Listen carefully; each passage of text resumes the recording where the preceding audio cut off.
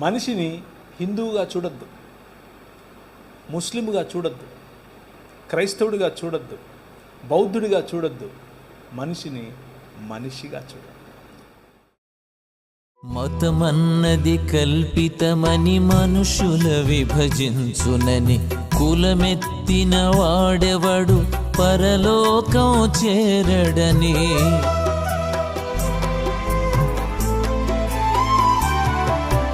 మతమన్నది కల్పితమని మనుషుల విభజించునని కులమెత్తిన వాడెవడు పరలోకం చేరడని. మనిషి మనిషిగా జీవించవలెనని, మనిషి మనిషిగా జీవించవలెనని మానవతా చాటితివే, మార్గము బోధించితివే.